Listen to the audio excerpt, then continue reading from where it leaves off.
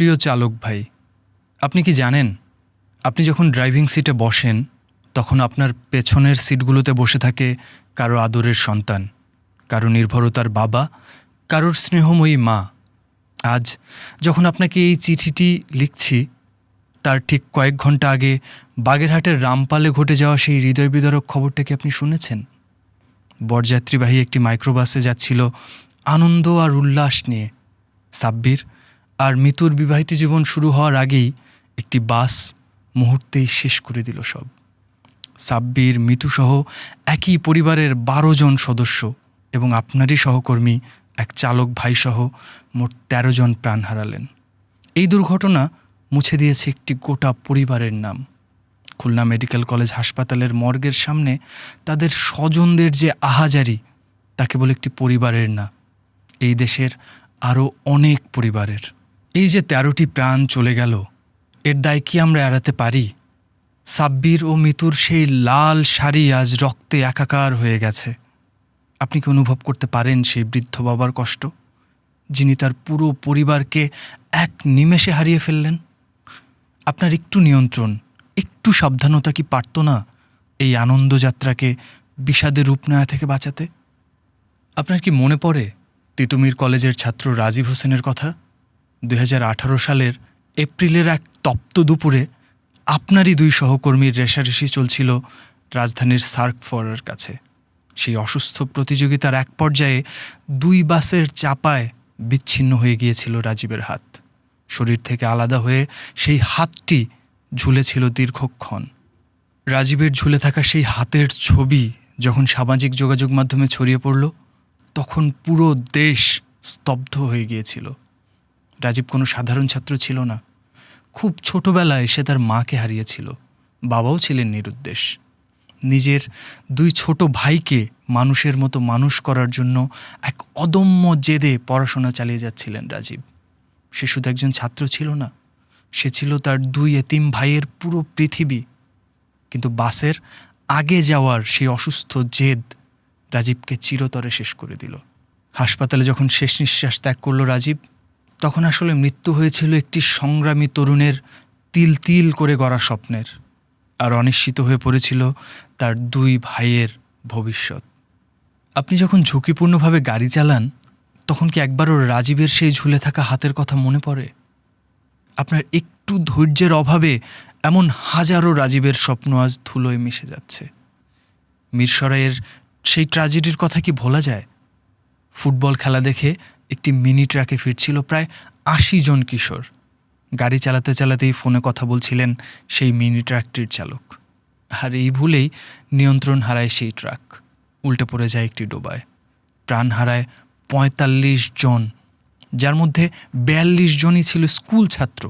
মুহূর্তের সেই ভুলে খালি করে দেয় 42 জন মায়ের বুক। ইতিহাসের পাতা খুললে দেখা যায় আপনার বা আপনার সহকর্মীদের সামান্য ভুলের মাসুল দিতে হয়েছে এদেশের শ্রেষ্ঠ সন্তানদেরও। এদেশের চলচ্চিত্র জগতের নক্ষত্র তারেক মাসুদ কিংবা কিংবদন্তি সাংবাদিক মিশুক মুনিরকেও আমরা হারিয়েছি অভিশপ্ত এক সড়ক দুর্ঘটনায়। একটি ঘাতক ট্রাক নিভিয়ে দিয়েছিল আমাদের সংস্কৃতির উজ্জ্বল 2 প্রদীপকে। আমাদের ক্রিকেটের উজ্জ্বল নক্ষত্র মানজারুল ইসলাম রানাকেও আমরা অকালে হারিয়েছি এই রাজপথে। চালক ভাই, আমরা যখন খবরের কাগজে দুর্ঘটনার খবর পড়ি, তখন আমরা দেখি কেবল কিছু সংখ্যা, কিন্তু এই সংখ্যাগুলো আসলে এক একটি জ্যান্ত মানুষের হাহাকার। আপনি কি জানেন 2025 সালে আমাদের এই প্রিয় বাংলাদেশের সড়কে প্রাণ হারিয়েছে 7,359 জন। তার আগের বছর 7,294 জন। আর তারও আগের বছর মানে 2023 সালে 6,524 জন। এবং 2022 সালে 7,713 জন মানুষ প্রাণ হারিয়েছে কালো পিচঢালা এই পথে। একটি দুর্ঘটনা মানে কেবল একটি প্রাণ কেড়ে নেওয়া নয়, অনেক সময় একটি পরিবারের একমাত্র উপার্জনের পথ বন্ধ করে দেয়া, একটি সাজানো বাগান তছনছ করে দেয়া। আমাদের দেশে সড়ক দুর্ঘটনা শুধু মানবিক বিপর্যয়ই নয়, এটি একই সাথে বিশাল এক অর্থনৈতিক বোঝা।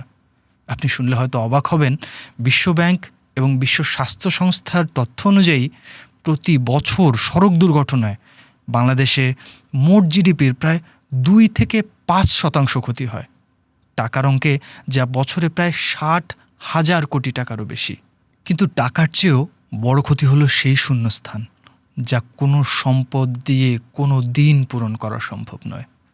চালক ভাই, আমি জানি আপনি সারাদিন হাড়ভাঙ্গা খাটুনি খাটেন, হয়তো ঠিকমতো ঘুমানোর বা বিশ্রামের সময়ও পান না অনেক সময়।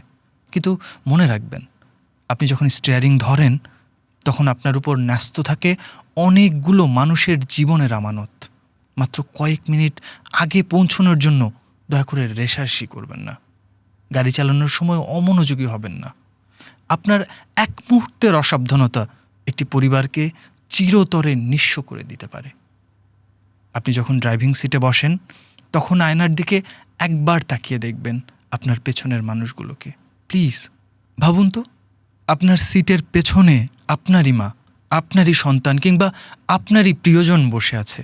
আপনি কি চাইবেন আপনার আপনজনের রক্তে রাজপথ ভিজে উঠুক? নিশ্চয়ই না।